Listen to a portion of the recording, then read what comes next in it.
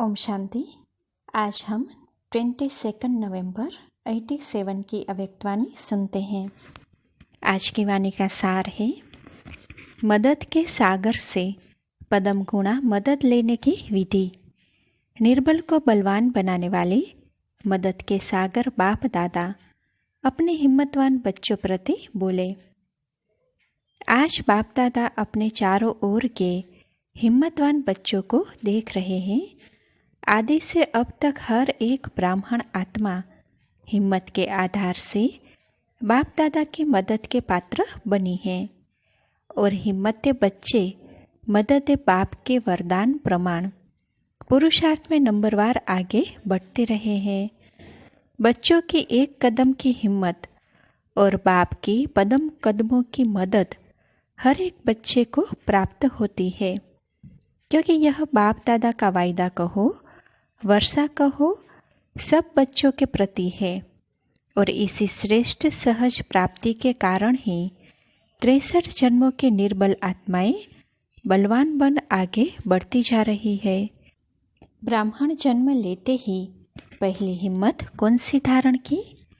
पहली हिम्मत जो असंभव को संभव करके दिखाया, पवित्रता के विशेषता की धारणा।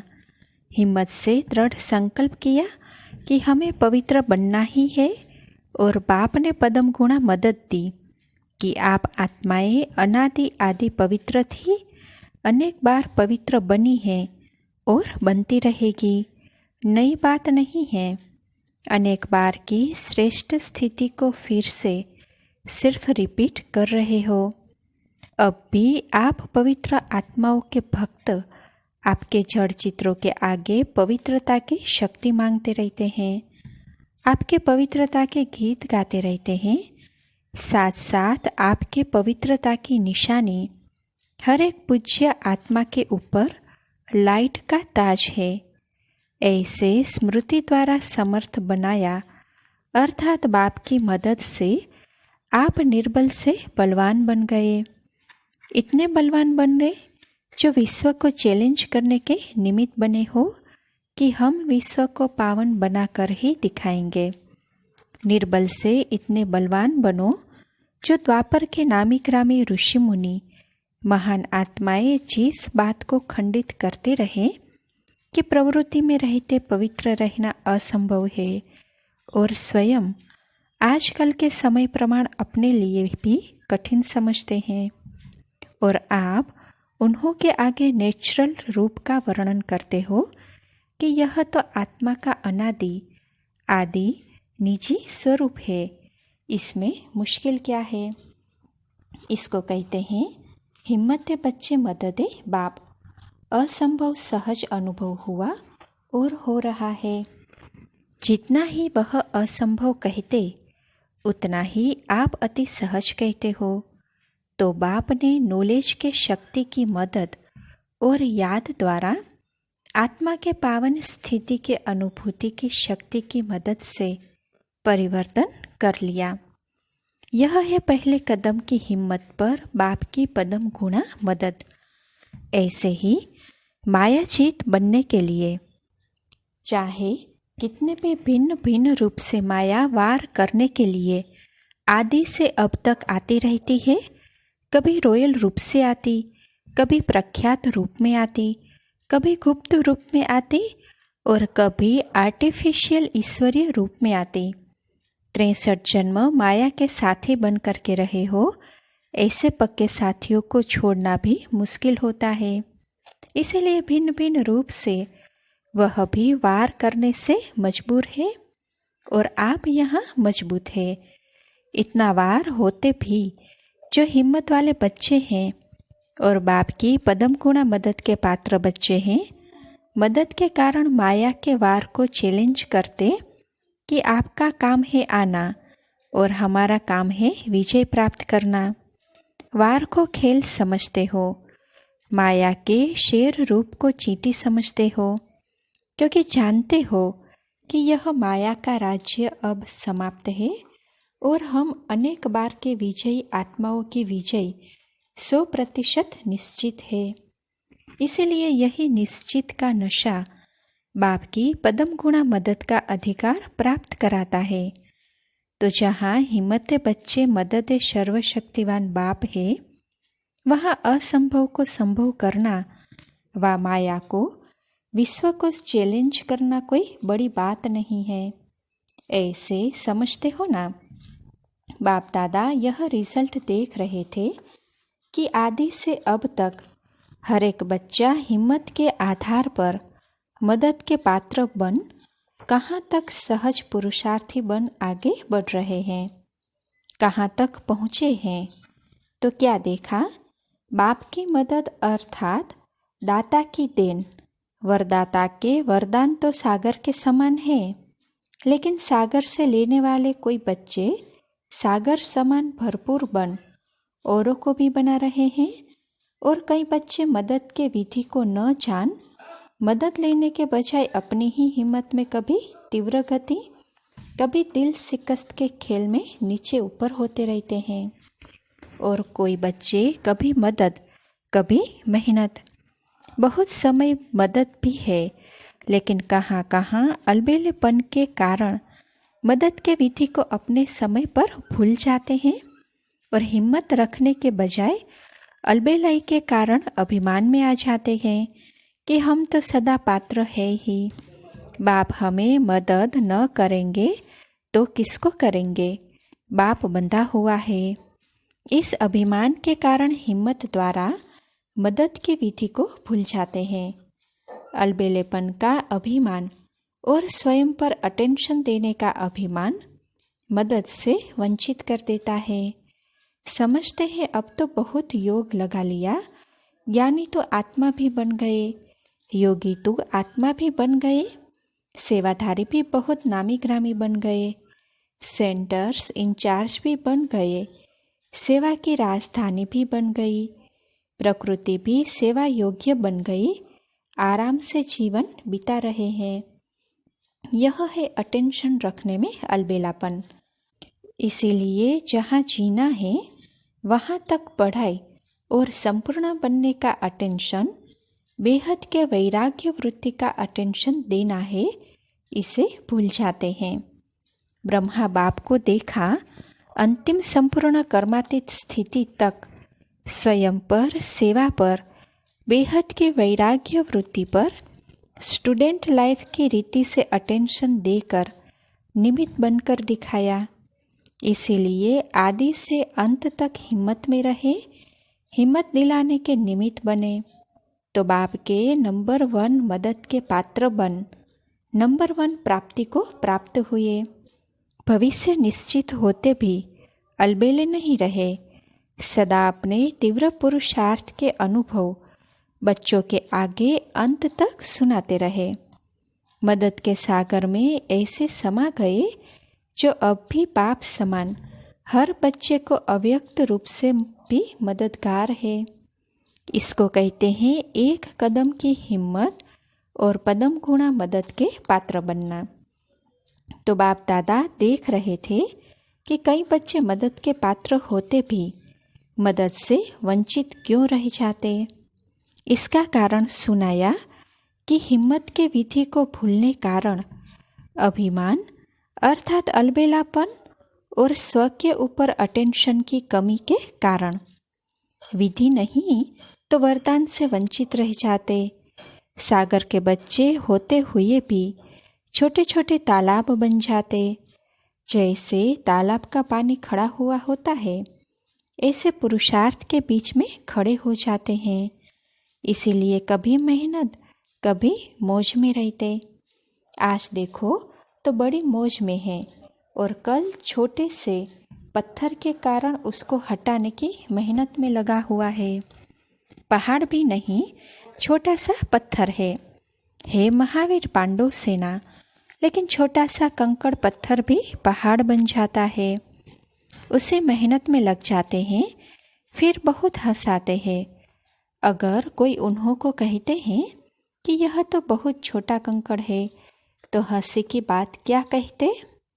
आपको क्या पता, आपके आगे आए तो पता पड़े। बाप को भी कहते आप तो हो ही निराकार, आपको भी क्या पता। ब्रह्मा बाबा को भी कहते, आपको तो बाप की लिफ्ट है, आपको क्या पता। बहुत अच्छी अच्छी बातें करते हैं, लेकिन इसका कारण है छोटी सी भूल। हिम्मत बच्चे मदद खुदा इस राज को भूल जाते हैं। यह एक ड्रामा के गुह्य कर्मों की गति है। हिम्मत बच्चे मदद खुदा अगर यह विधि विधान में नहीं होती तो सभी विश्व के पहले राजा बन जाते। एक ही समय पर सभी तख्त पर बैठेंगे क्या? नंबरवार बनने का विधान इस विधि के कारण ही बनता है, नहीं तो सभी बाप को उल्हाना देवे कि ब्रह्मा को ही क्यों पहला नंबर बनाया, हम भी तो बना सकते थे। इसीलिए यह ईश्वरीय विधान ड्रामा अनुसार बना हुआ है। निमित्त मात्र यह विधान नूंधा हुआ है कि एक कदम हिम्मत का और पदम कदम मदद का सागर होते हुए भी यह विधान की विधि ड्रामा अनुसार नूंधी हुई है।